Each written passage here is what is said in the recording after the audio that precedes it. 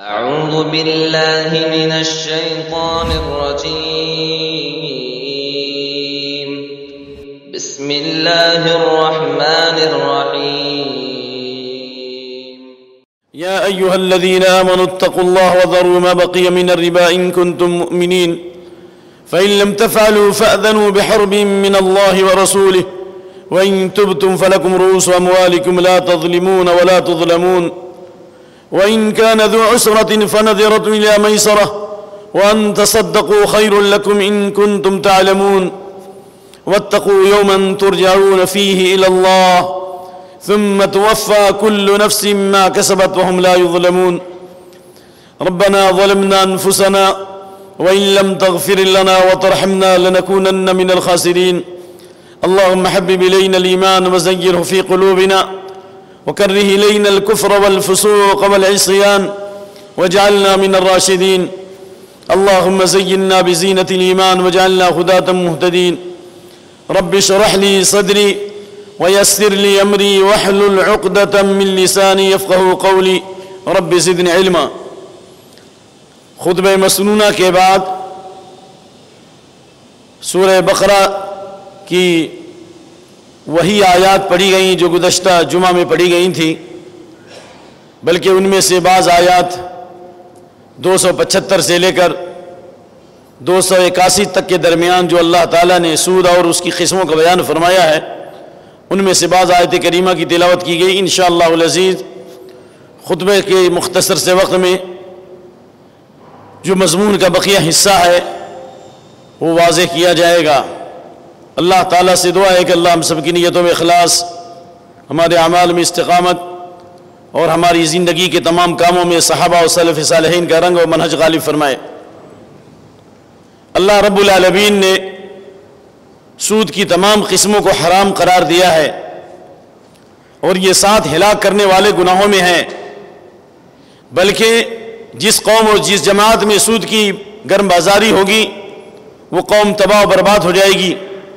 اس لیے نبی صلی اللہ علیہ وسلم نے کافر قوموں کے ساتھ جو معاہدہ کیا، غیر مسلم اقوام کے ساتھ جو ایگریمنٹ کیا، اس میں آپ صلی اللہ علیہ وسلم نے صلح کی جو دفعات رکھی، ایگریمنٹ کی جو دفعات رکھی ہیں، ان میں یہ ہے ان اکلتم الربا فلا صلح بیننا، اگر سود کھاؤ گے اور سود کی کمائی حاصل کرو گے تو ہمارا تمہارا ایگریمنٹ ختم ہو جائے گا.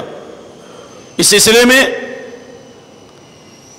کتاب الاموال ابو عبید قاسم بن سلام کی معروف ترین کتاب ہے کہ آپ صلی اللہ علیہ وسلم نے نجران کے عیسائیوں سے ایگریمنٹ کیا تھا کہ ہمارا اور تمہارا ایگریمنٹ ہے کہ مسلم حکومت میں آپ کو پورے تحفظات دیے جائیں گے، آپ کی جان اور آپ کی مال اور آپ کی عزت و آبرو محفوظ رہے گی، پورا تحفظ دیا جائے گا، لیکن کب تک؟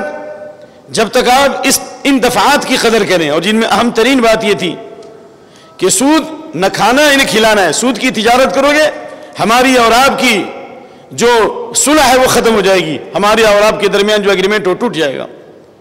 چنانچہ نجران کے عیسائی اس پر قائم رہے، لیکن حضرت عمر رضی اللہ عنہ کے زمانے میں جب نجران کے عیسائیوں نے سودی کاروبار شروع کر دیا اسلامی حکومت کے اندر، فاجلاہم عمر، حضرت عمر بن خطاب رضی اللہ تعالیٰ عنہ نے انہیں جلا وطن کر دیا. یہ اس بات کی دلیل ہے کہ سود کسی بھی صورت میں جائز نہیں ہے، حرام ہے. یہ الگ بات ہے کہ بعض لوگوں نے یہ فلسفہ بیان کیا لا ربا بین المسلم و بین الحربی، یعنی مسلمان کے درمیان اور حربی کے درمیان سود نہیں ہے، اور اس کی نسبت امام ابو حنیفہ رحمۃ اللہ علیہ کی طرف کی جاتی ہے کہ اگر دار الحرب ہے، ایسا ملک جس میں مسلمانوں کی جان و مال محفوظ نہیں ہے بلکہ جنگ کا میدان ہے، حالانکہ ہندوستان دار الحرب نہیں ہے، دار الاسلام بھی نہیں ہے، دار الکفر بھی نہیں ہے، دار الدعوہ کہہ سکتے ہیں، دار الحرب نہیں ہے، لیکن اگر دار الحرب مان لیا جائے کہ ایسا ملک جو برسر پیکار ہے یا مسلمان لڑ رہے مجھ سے، تو اس سلسلے میں یہ حدیث پیش کی جاتی ہے کہ مسلم کے درمیان اور حربی کے درمیان سود لے لیا جائے کافر ملک میں تو کوئی حرج نہیں ہے. حالانکہ یہ روایت امام حنیفہ کی طرف رحمۃ اللہ علیہ صحیح نہیں ہے. امام شافعی رحمۃ اللہ علیہ کی یہ قول حنفیوں کے تاجدار سالار فقیہ یا سالار فقہا یا امام الفقہا امام المحدثین اپنے زمانے کے علامہ ذیلی حنفی رحمۃ اللہ علیہ نے حناف کے 3 ایسے مسئلوں کے بارے میں کہا کہ حناف کے پاس کوئی جواب نہیں ہے. علامہ ذیلی حنفی نے ان میں سے ایک ہی ہے کہ ہم حنفیوں کو کی طرف اس کا کوئی جواب ہے ہی نہیں, ہم آج تک جواب دے ہی نہیں سکے کہ حربی اور مسلم کے درمیان اگر سود لینے دینے کا معاملہ ہو تو سود نہیں ہے, نعوذ باللہ. جبکہ اللہ کے نبی صلی اللہ علیہ وسلم نے قیامت تک کے لیے سود حرام قرار دیا ہے, اور سب سے آخری آیت سود کی آیت ہے. یہ بخاری کی حدیث ہے. قال ابن عباس آخر آیت نزلت علی النبی صلی اللہ علیہ وسلم آیت الربا, سب سے آخری آیت جو نبی صلی اللہ علیہ وسلم میں نازل ہوئی سود کی آیت ہے. کیوں؟ اس لیے کہ وہی آیات ہیں واتقوا یوما ترجعون فیہ الی اللہ, اور اس سے پہلے والی آیت جس کے بارے میں سعید بن جبیر کا قول ہے, ابن عباس کا قول ہے. سعید بن جبیر کہتے ہیں اس کے 9 دنوں کے بعد آپ کا انتقال ہو گیا رضی اللہ عنہ. ابن عباس کہتے ہیں کہ 21 دنوں کے بعد, یعنی سود کی آیت کے 21 دن کے بعد نبی صلی اللہ علیہ وسلم کا انتقال ہوا. یہ سب اقوال موجود ہیں, آخری عمل ہے اور قیامت تک یہ حرام ہے. سود کے کھانے والے پر, کھلانے والے پر, لکھنے والے پر, گواہی دینے والے پر اللہ کے نبی نے لعنت فرمائی, اللہ نے لعنت فرمائی. وہم فیہ سواء, یہ سب مجرم ہیں, سب کے سب گناہ میں برابر ہیں. ایسا گناہ جو 7 بڑے ہلاک کرنے والوں میں سے ہے کہ آخری زمانے میں سود کھانے کی وجہ سے لوگوں کے چہروں اور شکلوں کو بندروں سوروں سے بدل دیا جائے گا. وہ دار الحرب میں کیسے جائز قرار ہو سکتا ہے؟ جو حدیث پیش کی گئی آپ کے سامنے, لِيَكُونَ النَّاسُ مِنْ أُمَّتِي عَلَى بَشَرٍ وَلَحْمِ الْعِيبِ فَيُصْبِحُ الْقِرَادَةُ وَالْخَنَازِيرُ بِاسْتِحْلَالِهِمُ الْمَحَارِمِ وَأَكْلِهِمُ الرِّبَا وَلِبْسُهُمُ الْحَرِيرَ. حدیث پچھلے خطبے میں واضح کی گئی ہے. اس لیے اس بات کا علم حاصل کرنا ہے کہ ہم سود سے کیسے بچیں, اور سودی کاروبار کے مقابلے میں ایسے جائز کاروبار کو اور ایسے شرعی کاروبار کو ہمیں لانا چاہیے جس سے انسانیت کو امن و سکون ملے, جس سے فتنے و فساد کی آگ ٹھنڈی ہو, جس سے معاشرے کے اندر پاکیزگی اور ہمدردی اور اخوت و بھائی چارگی کے جذبات ملے. صحابہ کرام نے ملکوں کو فتح بعد میں کیا, پہلے دلوں کو فتح کیا ہے. اگر ہم نے بھی اپنی معاشی حالت کو درست کی اور اپنے اخلاق کو صحیح کیا اور اپنے کاروبار کو صحیح کر لیا تو ہم یہاں کے لوگوں کے دلوں کو فتح کر لیں گے, اور اللہ ہمارے لیے یہاں پر خیر اور بھلائی کے بہت سارے دروازے کھول دے گا. کیونکہ اللہ تعالیٰ نے سب سے آخری آیت جو نازل کی سود کے بعد سود کی آیت, اور سود کی آیت ختم ہوتی ہے تقوی پر. بغیر تقوی کے کوئی سود سے نہیں بچ سکتا. اگر ہم سب حرام سے بچنا شروع کر دیں, حلال تجارت کرنے لگیں, دعاؤں کا اہتمام کریں, تو اللہ تعالیٰ کا نیٹ ورک, سارے نیٹ ورک بند ہو جائیں گے, لیکن اللہ کا نیٹ ورک ہمیشہ کھلا رہتا ہے. اور اللہ تعالیٰ آپ کے لیے اس نیٹ ورک کو کھول دے گا جہاں سے آپ سوچ بھی نہیں سکتے ہیں. زمین کے اندر بہت سی مخلوق ہے جو روزی حاصل نہیں کر سکتی, کون اسے روزی دے رہا ہے؟ چیونٹیوں کو کون روزی دے رہا ہے؟ کیڑے مکوڑے کو کون روزی دے رہا ہے؟ سمندر میں ایسی مچھلیاں ہیں جنہیں اللہ تعالیٰ ایک دن میں ٹنوں روزی دیتا ہے, اور زمین کے اندر زمین میں دھسنے والی بہت سی مچھلیاں ہیں, سالوں بھر زمین کے نیچے رہتی ہیں, کون انہیں روزی دے رہا ہے؟ کہ اللہ آپ کو روزی نہیں دے گا؟ وَكَأَيٍّ مِّن دَابَّةٍ لَّا تَحْمِلُ رِزْقَهَا اللَّهُ يَرْزُقُهَا وَإِيَّاكُمْ. بہت سی ایسی مخلوق ہے جو اپنی روزی بھی حاصل نہیں کر سکتی, روزی اللہ ان کے پاس پہنچاتا ہے. تو کیا اللہ آپ کو روزی نہیں دے گا؟ وَمَا مِن دَابَّةٍ فِي الْأَرْضِ إِلَّا عَلَى اللَّهِ رِزْقُهَا. ساری مخلوق کی روزی اللہ کے پاس ہے, اور اللہ اس کے ٹھکانے کو جانتا ہے اور اس کے جائے قرار کو جانتا ہے. اے سود کی تجارت کرنے والوں, کیا اس بات پہ ایمان نہیں ہے کہ اللہ نے پیدا ہونے سے پہلے روزی مقدر کر دی ہے؟ بخاری مسلم کی حدیث عبداللہ بن مسعود کی, جب بچہ 4 مہینے کا ہوتا ہے تو اللہ تعالیٰ ایک فرشتے کو بھیجتا ہے جو روح پھونکی جاتی ہے, اور روح پھونکنے کے بعد یہ 4 چیزیں لکھی جاتی ہے. بکتب رزق ہی, اس کی روزی لکھی جاتی ہے کہ روزی کتنا پائے گا, حلال روزی کتنی ہے اس کی. وہ روزی جو ملنے والی ہے وہ گناہ کی وجہ سے آدمی اس روزی سے محروم ہو جاتا ہے، جو حدیث اس سے پہلے آپ سن چکے ہیں۔ وہاں چلی اس کی موت کب ہوگی، کس زمین پر ہوگی؟ جس زمین پر موت ہوتی ہے اللہ اس کے لیے اس کی ایک حاجت اور ضرورت پیدا کر دیتا ہے۔ وہاں چلی ہی وعمل ہی، کیا پیشہ ہوگا، کیا کام کرے گا، نیک ہوگا یا بدبخت ہوگا، اللہ اپنے علم کی بنیاد پر، علم ازلی کی بنیاد پر اللہ فرشتوں کو کہتا ہے لکھنے کے لیے۔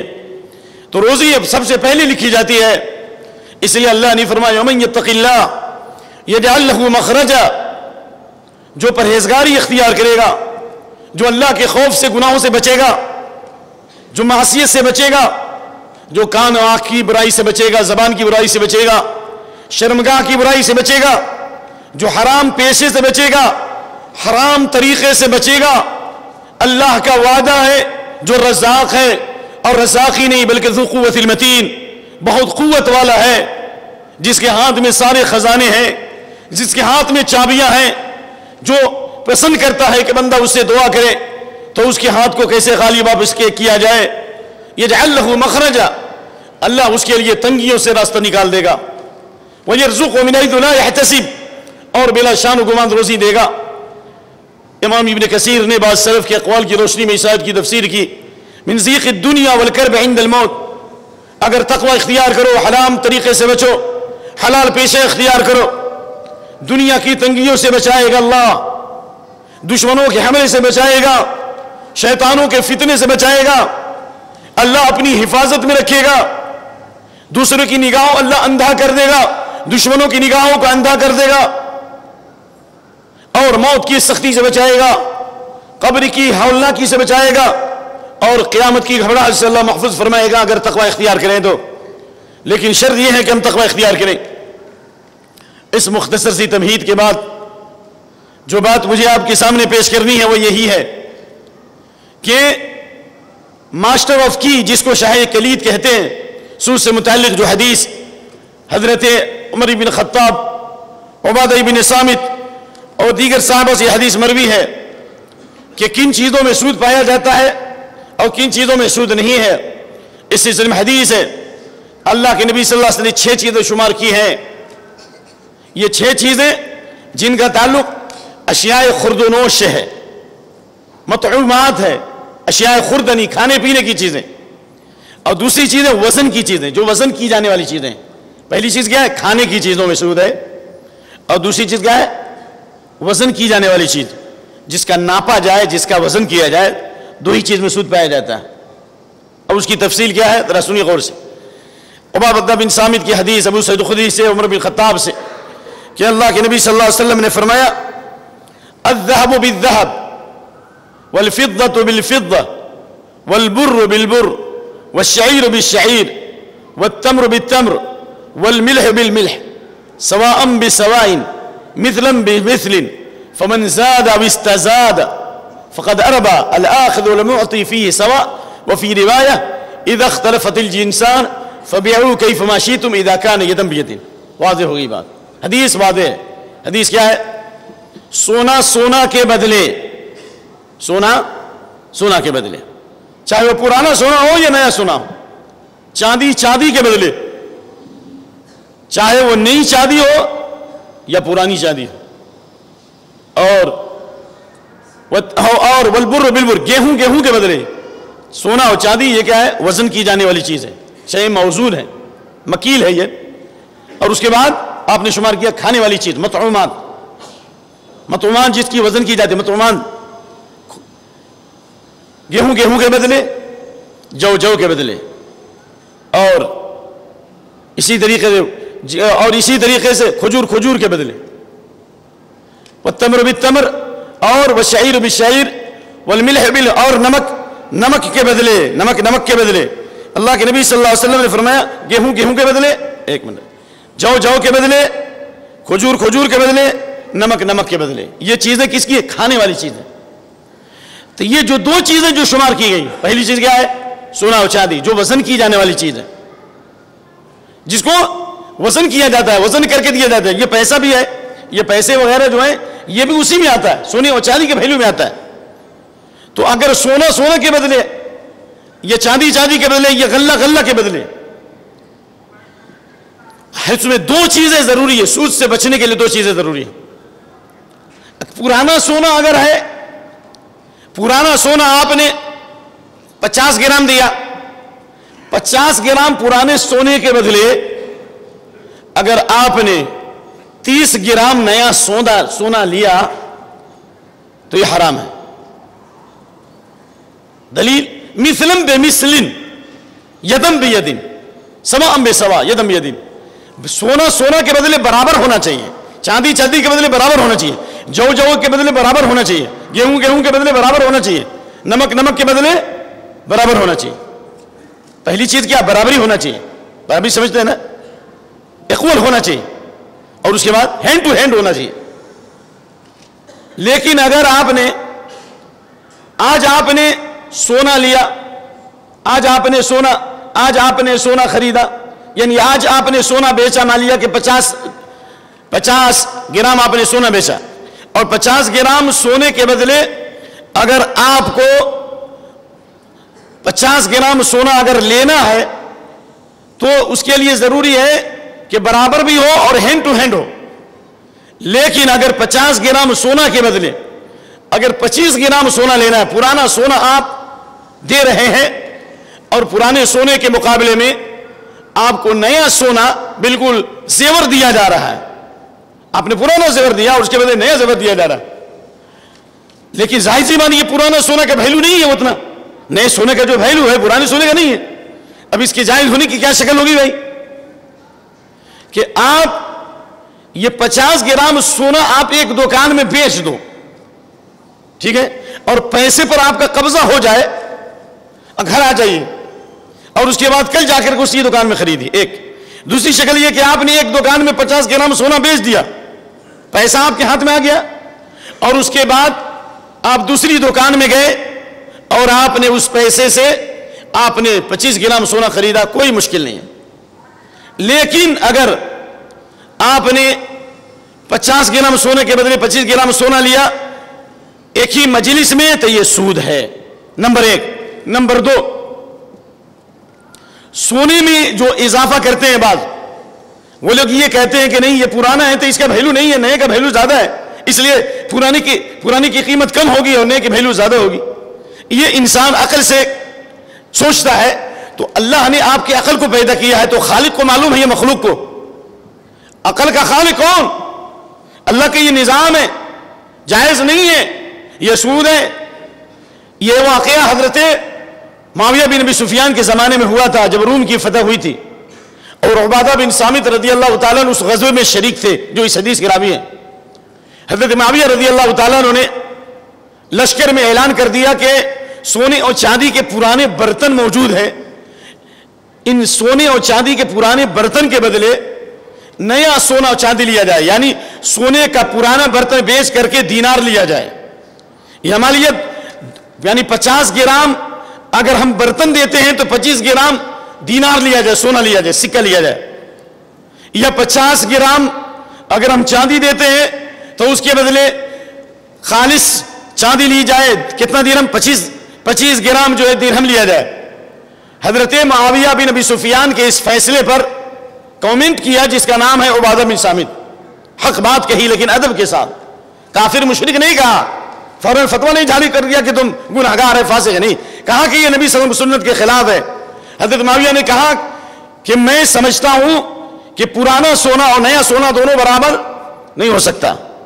حضرت عبادہ بن صامت نے کہا لا اساکنک بارض، لا اساکنک بارض، میں ایسی زمین پہ نہیں رہ سکتا جہاں پر لک فی علی امرہ، جس زمین پر تم میرے لیڈر ہو اس زمین پر میں نہیں رہ سکتا۔ حضرت معاویہ بن ابی سفیان رضی اللہ عنہ پر کامنٹ کیا حضرت عبادہ بن صامت نے، لیکن ان کے امارت کو چیلنج نہیں کیا، ان کو کافر فاسق نہیں کہا، صرف اس مسئلے میں مخالفت کی، اور حضرت عبادہ بن صامت وہاں سے سفر کر کے مدینہ چلے گئے۔ جب حضرت عمر بن خطاب رضی اللہ عنہ نے دیکھا تو کہا ما اقدمک یا ابو الولید، اے ابو الولید کیوں آ گئے، اتنی جلدی کیوں آ گئے؟ فقص علیہ القصہ، حضرت عبادہ بن صامت نے پورا واقعہ بیان کیا، کہا کہ میں اس زمین میں نہیں رہ سکتا۔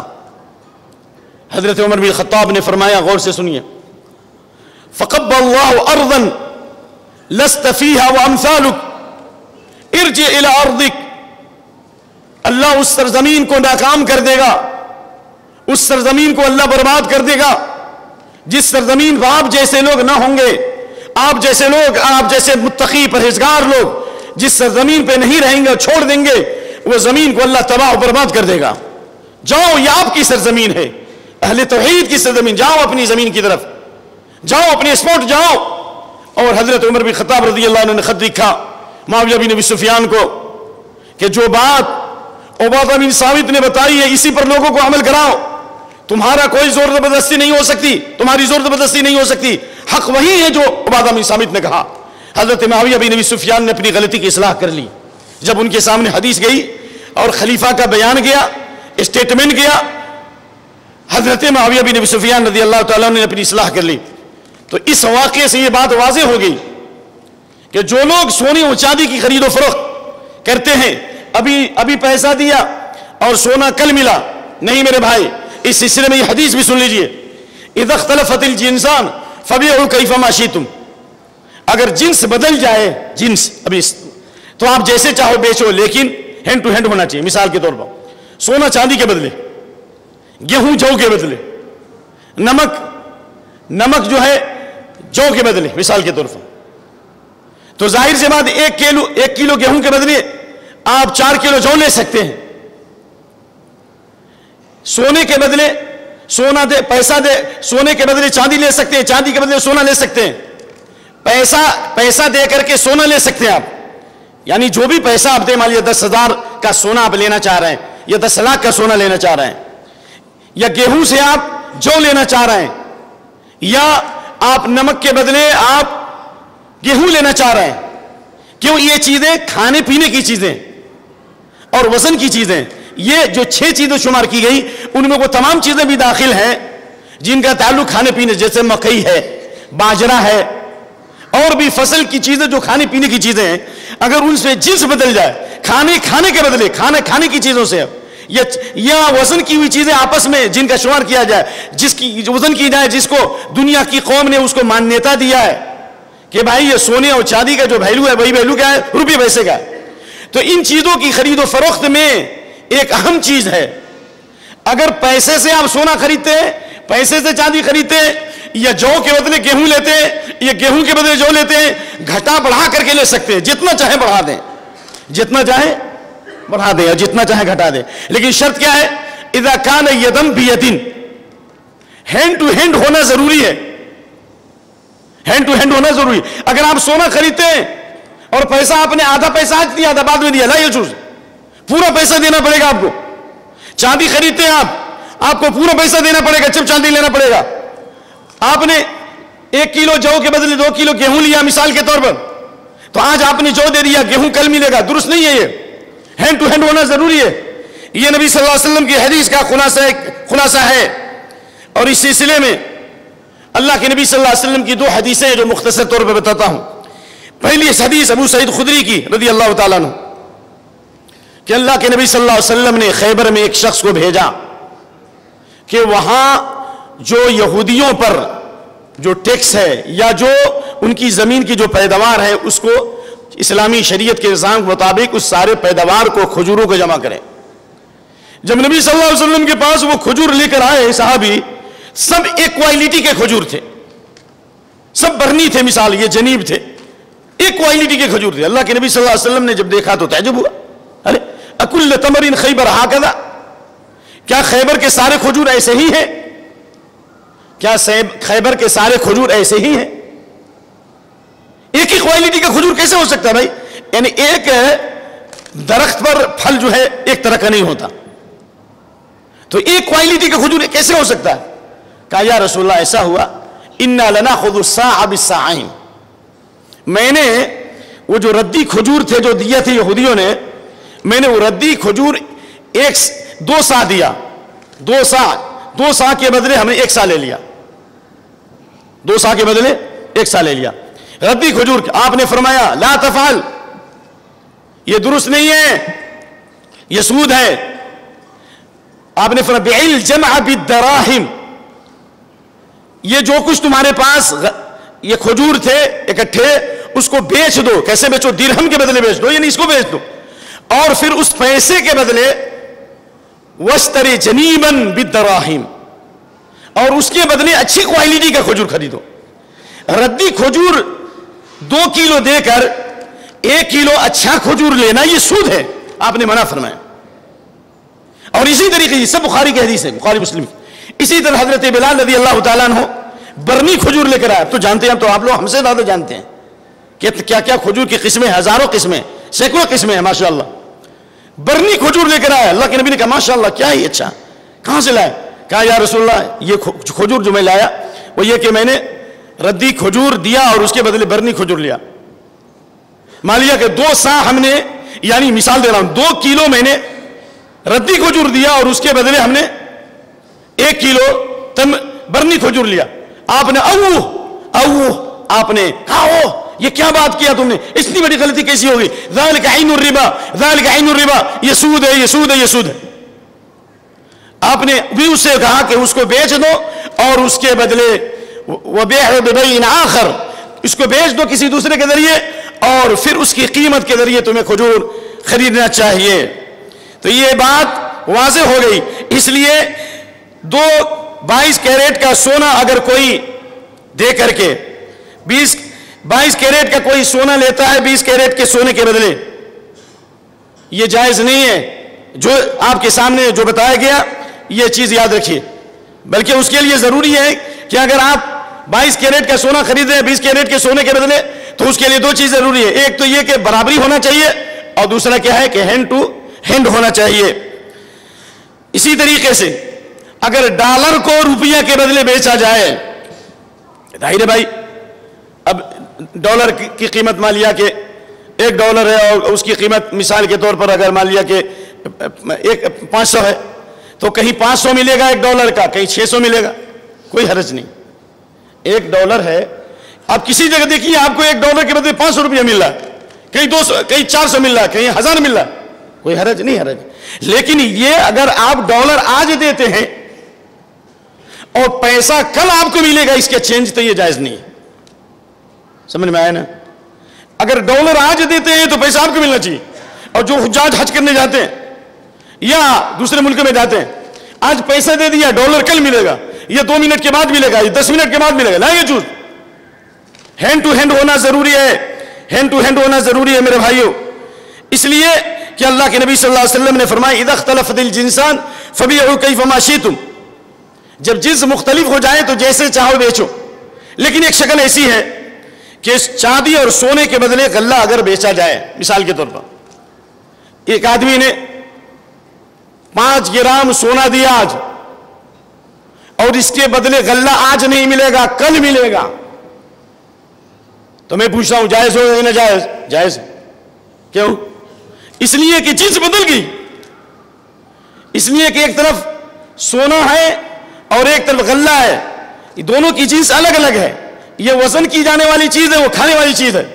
تو اگر آج آپ نے سونا دیا یا آج آپ نے پیسہ دیا، آج آپ نے چاندی دی، کل آپ کو اگر غلہ ملا تو کوئی حرج نہیں ہے. اور یہی صحابہ عمل کرتے تھے. اس کا نام ہے بیع سلف. وہ حدیث بخاری کی ہم یسلفون الثمار السنین.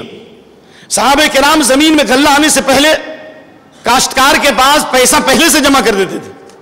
کاشتکار کے پاس صحابہ کرام پہلے پیسہ جمع کر دیتے تھے اور غلہ بعد میں آتا تھا. اس کو بیع سلف کہتے ہیں. کیوں؟ اس لیے کہ اگر ابھی پیسہ دیا جائے گا تو زیادہ امید ہے کہ بعد میں جو غلہ دیا جائے گا وہ اچھی کوالٹی کا بھی ملے گا اور تھوڑا سستا ملے گا. تو اس میں کوئی حرج نہیں ہے. لیکن ایک شکل ایسی ہے کہ ایک شخص بینک کے اندر 50,000 روپیہ رکھتا ہے اور 5 سال کے بعد وہ 5 لاکھ ہو جاتا ہے.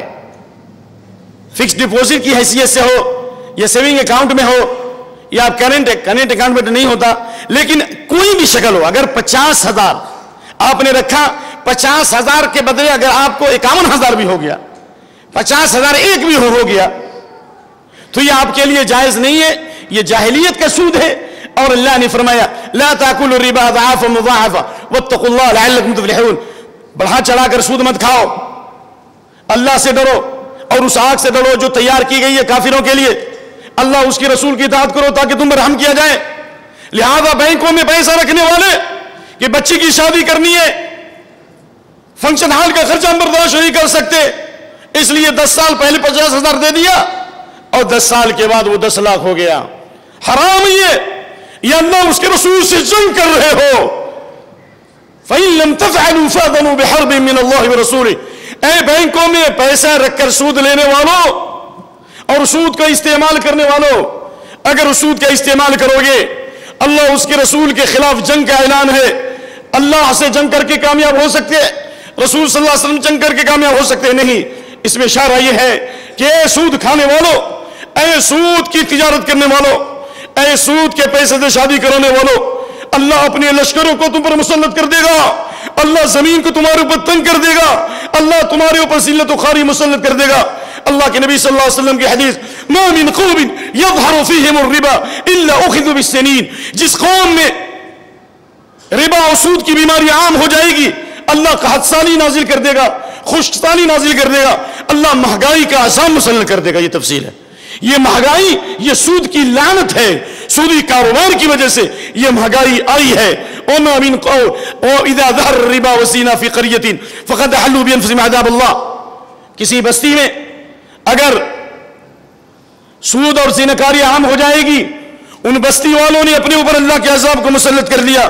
اس لیے سود کی اور بہت ساری قسمیں ہیں جو انشاءاللہ مختصر وقت میں بیان کیا جائے گا, اور اللہ سے دعا ہے کہ اللہ ہم تمام لوگوں کو سود کی تمام قسموں سے محفوظ فرمائے اور حلال اور پاک روزی کی توفیق نصیب فرمائے.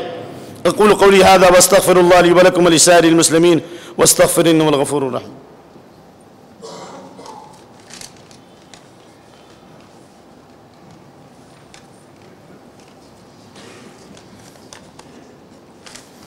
الحمد لله والصلاة والسلام على رسول الله وعلى آله واصحابه من والاه.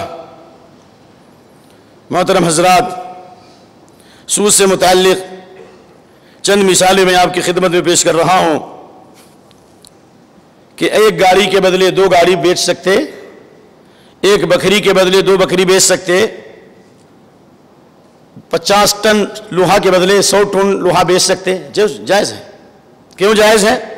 اس لیے کہ یہ چیزیں نہ کھانے والی چیزیں ہیں اور نہ قیمت کی چیزیں ہیں. قیمت یعنی سونے چاندی جو پیسے کا جو ویلیو ہے, قیمت جو قیمت میں دی جاتی ہے, نہ قیمت کی حیثیت ہے اس کی, نہ دنیا نے اس کو کرنسی کی حیثیت دی ہے, اور نہ لوہا خوراک ہے. لہذا نہ کھانے والی چیز ہو اور نہ کرنسی اور اس کے قائم مقام چیز ہو, تو ایسی چیزوں میں 2 چیزیں درست ہیں. آپ چاہیں تو ایک گاڑی کے بدلے 2 گاڑی کر لیں, یا پرانی گاڑی 2 گاڑی دے کر کے ابھی آپ ایک نئی گاڑی لے سکتے ہیں. ایک بکری کے بدلے 2 بکری لے سکتے ہیں. اس کی کئی مثالیں ہیں. ابھی مسلم احمد کی حدیث میں دیکھ رہا تھا کہ اللہ کے نبی صلی اللہ علیہ وسلم نے 2 اونٹ کے بدلے 1 اونٹ لیا ہے. 2 اونٹ کے بدلے 3 اونٹ کے بدلے آپ نے 1 اونٹ لیا. حضرت عبداللہ بن عمر کے بارے میں 4 غلام کے بدلے انہوں نے 1 غلام لیا. کیوں؟ اس لیے کہ یہ چیزیں نہ کھانے والی ہے اور نہ وزن والی. واضح؟ جس طرح آپ صلی اللہ علیہ وسلم نے 2 غلام کے بدلے 1 غلام خریدا, اور آپ صلی اللہ علیہ وسلم نے صفیہ رضی اللہ تعالی عنہا کو خریدا. جب وہ آئی تھی ایک صحابی کے حصے میں آئی تھی, آپ صلی اللہ علیہ وسلم نے 7 غلام کے بدلے حضرت صفیہ کو خریدا. بھائی جان کے بدلے جان, تو 7 غلام کیوں دیا؟ اس لیے کہ نہ یہ وزن کی جانے والی چیز ہے اور نہ یہ اشیاء خردنی ہے. تو لہذا اس میں قبض بھی ضروری نہیں, ہینڈ ٹو ہینڈ بھی ضروری نہیں ہے, اور برابری بھی ضروری نہیں ہے. یہ چیزیں میں نے بہت ہی اختصار سے آپ کے سامنے پیش کی, اور اس سلسلے میں جو مجھے پیش کرنی تھی جو باتیں انشاءاللہ لگ رہا ہے کہ اگلے خطبے میں, لیکن ابھی میرے خیال سے 5 منٹ باقی ہے. رہن سے متعلق بتانا ہے. سود کی قسموں میں سے ایک قسم کیا ہے؟ رہن ہے. آپ نے مکان کسی کو دے دیا 10 سال کے لیے, اب وہ اس مکان سے فائدہ اٹھا رہا ہے, اور اس کے بدلے آپ نے اس سے 10 لاکھ روپیہ لیا. 10 سال کے بعد آپ نے 10 لاکھ روپیہ دیا اور مکان آپ کے حوالے کیا. تو یہ جائز ہونے کی شکل کیا ہے وہ بعد میں بتائیں گے. ناجائز کیا ہے؟ ناجائز یہ ہے کہ اگر وہ مکان اس میں رہتا ہے وہ کھاتا ہے پیتا ہے یا اس کا کرایہ کھاتا ہے, اور پھر آپ 10 سال کے بعد آپ 10 لاکھ دے رہے ہیں تو مکان واپس کر رہا ہے, اس بیچ میں جو اس نے اس کو کرایہ مارا یا اس میں رہا, یہ جائز نہیں ہے. جائز ہونے کی شکل ایک, پہلی شکل تو یہ ہے کہ دستور کے مطابق کرایہ ہونا چاہیے. مثال کے طور پر 8,000 کرایہ ہے یا 10,000 کرایہ ہے, ٹھیک ہے نا, تو 8,000 کرایہ کی جگہ پر 2,000 کرایہ رکھ لیا جائے اور کہا جائے کہ نہیں 2,000 کرایہ جو ہے ڈسکاؤنٹ کر دیا جائے گا, درست نہیں ہے. 8 اور 10 کے درمیان ہے تو کم سے کم 8,000 کرایہ ڈسکاؤنٹ کرو یا ہر مہینے ادا کرو, تو اس صورت میں کوئی حرج نہیں ہے. واضح ہوگی. دوسری شکل, رہن کی پہلی شکل سمجھ میں آ گیا نا کہ نہیں سمجھ میں آیا؟ یعنی جو دستور کے مطابق جو کرایہ ہے وہ کرایہ آپ کو دینا پڑے گا یا اس کا ڈسکاؤنٹ کرنا پڑے گا, ایک. دوسری شکل یہ ہے جو بہت غور کرنے کے بعد جو مجھے سمجھ میں آیا, وہ یہ ہے کہ دونوں پارٹنرشپ بن جائیے. آپ نے دے دیا مکان رہن پہ, ٹھیک ہے, لیکن اب وہ اس مکان کو تھوڑا آپ پیسہ لگائیے, تھوڑا پیسہ لگائے, اس کو تھوڑا ڈیکوریٹ کیجئے, اس کو خوبصورت بنا کے دونوں آدمی کرایہ پہ ڈال دیجئے. اب اس کے جو کرایہ آئے گا تو 50-50 اس کا 50 آپ کا. بھائی اللہ نے ہر جگہ راستہ بنایا ہے, جتنے حرام راستے ہیں ہر جگہ کوئی نہ کوئی حلال راستہ ہے. آپ آؤ بیٹھو, میں آپ کے سامنے بتاتا ہوں. تو الحمدللہ اس طریقے سے یہ مسئلہ آسان ہو گیا. دوسرا مسئلہ کیا ہے میرے بھائی؟ دلالی کا پیشہ ہے, بیانہ کی حقیقت ہے, بالاقساط ہے. کئی مسئلے ہیں, آئیے بالاقساط سے متعلق. یہ جو گاڑیاں ہم لیتے ہیں, کئی چیزیں رہ گئی, وقت نہیں کہ واضح کریں. بھائی بالاقساط انسٹالمنٹ پہ جو گاڑیاں لیتے ہیں, بعض حالتوں میں ناجائز ہے اور بعض حالتوں میں جائز ہے. اگر یہ موبائل ہے, اس کی 2 قیمت ہے.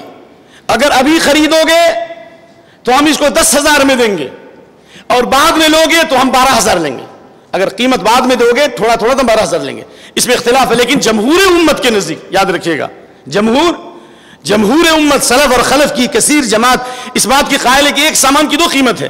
بھائی یہ ہم نے ایک موبائل کو کسی کو 10,000 میں بیچا اور دوسرا کسٹمر آ گیا تو ہم نے 12,000 میں بیچا, اور کونوں مولانا آ گئے تو ہم نے ان کو 5,000 میں دے دیا, تو جائز ہے کہ نہیں ہے؟ بھائی یہ قلم ہے, یہ قلم میں نے مولانا کو دے کر کے میں نے کہا 1 ہی روپیہ میں دے دیا, اور دوسرا آیا بہت بڑی پارٹی ہے, ہم نے کہا کہ نہیں یہ بہت قیمتی ہے, یعنی دوسری پارٹی آئی ہم نے اس کو 100 روپیہ میں دیا. ایک سامان کی 2 قیمت ہو سکتی کہ نہیں ہو سکتی؟ تو اسی طریقے سے انسٹالمنٹ پر اگھی دو گے تو ہم 10,000 میں دیں گے, اور قسطوں میں دو گے تو کیا دیں گے؟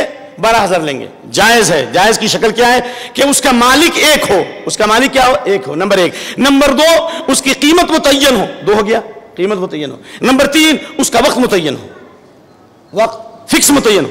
لیکن اگر وقت پہ ادا نہیں کیا تو آپ اس کے اوپر سود نہیں ڈال سکتے.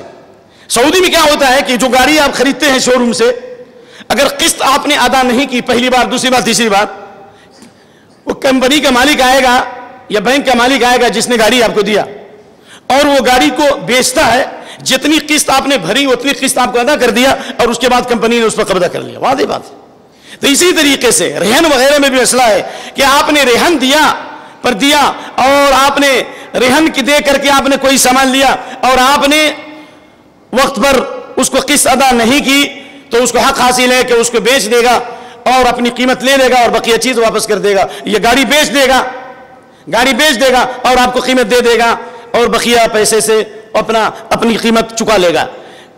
جائز ہونے ناجائز ہونے کی شکل کیا ہے کہ آج کل ہم گاڑیاں لیتے ہیں شو روم سے, فائنینس کمپنی والے پورا پیسہ شو روم کو ادا کر دیتا ہے, اور ہر مہینے انسٹالمنٹ پر وہ ہم سے پیسے لیتا ہے. حالانکہ وہ گاڑی اگر ہم خریدتے تھے 10 لاکھ میں, لیکن فائنینس کی وجہ سے وہ 12 لاکھ میں ہو گئی, 2 لاکھ وہ فائدہ حاصل کر رہا ہے. اگر شو روم اور فائنینس کمپنی دونوں ایک مالک ہو, دونوں ایک, تو کوئی حرج نہیں ہے. فائنینس بھی ایک آدمی کا ہو اور شو روم بھی ایک آدمی کا ہو تو کوئی حرج نہیں ہے. نمبر 1. نمبر 2, کبھی کبھی ایسا ہوتا ہے فائنینس کمپنی والے گاڑیاں اپنے پیسے سے مکمل خرید کے لاتے ہیں. اگر مکمل خرید کے لائیں اور ہر مہینے کہیں کہ نہیں اگر آپ ابھی لوگے تو 10 لاکھ میں اور قسطوں پہ دو گے تو ہم کیا لیں گے؟ 12 لاکھ میں لیں گے, اور انسٹالمنٹ پر پیسہ دے, کیونکہ دونوں کمالی ایک ہے, تو الحمدللہ کوئی حرج نہیں ہے. یہ چند صورتیں تھی بیانے کے سے متعلق, دلالی سے متعلق. حضرت ابن عباس کا فتویٰ ہے, بخاری کی روایت ہے, کئی چیزیں ہیں. اور سود سے بچنے کی کئی صورتیں ہیں انشاءاللہ. لگ رہا ہے کہ اسے ہم کسی مختصر درس میں کسی دن متعین کریں گے. اور اس درس کے لیے میں نے سفر نہیں کیا کہ میں نے اپنے اوپر واجب سمجھا کہ میں اس موضوع کی وضاحت کروں. اللہ سے دعا ہے کہ اللہ ہم تمام لوگوں کو حلال اور حرام کی تمیز عطا فرمائے, گناہ اور ربا اور سود کی تمام قسموں سے بچائے, تقوی پرہیزگاری اختیار کرنے کی توفیق دے. اختصار سے یہ ہے کہ توبہ اور استغفار کریں. جس طرح سے ایک شخص آتا ہے میرے پاس, واللہ العظیم کہتا ہے کہ 1 کروڑ میرے اوپر قرض تھا اور ابھی میں ادا کر کے آ رہا ہوں. جب سے آپ لوگوں نے استغفار کی فضیلت بتائی میں نے رویا گڑگڑایا اور استغفار کیا کثرت سے, اللہ نے میرے لیے آسان کر دیا. ابھی 1 کروڑ, ایک نہیں کئی لوگ ہیں, آپ آئیے میں بتاؤں گا آپ کو. رمضان میں دعائیں کیا انہوں نے, کئی کروڑ, 1 کروڑ کا قرضہ, اور کئی لوگوں نے کئی لاکھ کا قرضہ ادا کر دیا استغفار کی وجہ سے. دعا کیجیے اذان اقامت کے بیچ میں, اور خاص طور سے رات کے آخری حصے میں جب آنکھ کھلے تو لا الہ الا اللہ وحدہ لا شریک لہ لہ الملک ولہ الحمد وہو علی کل شیء قدیر سبحان اللہ والحمد للہ ولا الہ الا اللہ واللہ اکبر پڑھیے. ایک شخص آتا ہے کہتا ہے میرے پاس نوکری ختم ہو گئی اور میں پریشان ہوں, روزی کے سارے دروازے بند ہیں. میں نے کہا کہ اسی پہ عمل کرو جو اللہ کے نبی نے فرمایا, جس کی تفسیر بعد میں پیش کی جائے گی, کہ رات میں آنکھ کھولے تو لا الہ الا اللہ وحدہ لا شریک لہ سبحان اللہ پڑھو اور اس کے بعد دعا کرو. چنانچہ دوسرے جمعہ میں آیا, کہا کہ میں نے اس پر عمل کیا اور ویزا آ گیا. ومن یتق اللہ یجعل له مخرجا. ایسی کئی صورتیں ہیں انشاءاللہ العزیز. ہندوستان کے ماحول میں ہم کیسے بچ سکتے ہیں, کیسے آگے بڑھ سکتے ہیں. حقیر فقیر کی ایک بہت ہی ناقص تحقیق ہے جو مجھے پیش کرنا ہے آئندہ. اللہ سے دعا ہے کہ اللہ ہم تمام لوگوں کو صحیح دین کی طرف پلٹنے کی توفیق عطا فرمائے. اللہم انصر دینک و کتابک و سنت نبیک و عبادک المؤمنین. عباد اللہ رحمکم اللہ, ان اللہ یامر بالعدل والاحسان و ایتاء ذی القربى و ینہی عن الفحشاء والمنکر والبغی یعظکم لعلکم تذکرون. سبحان ربک رب العزة عما یصفون وسلام علی المرسلین والحمد للہ رب العالمین. قوموا الی صلاتکم یرحمکم اللہ.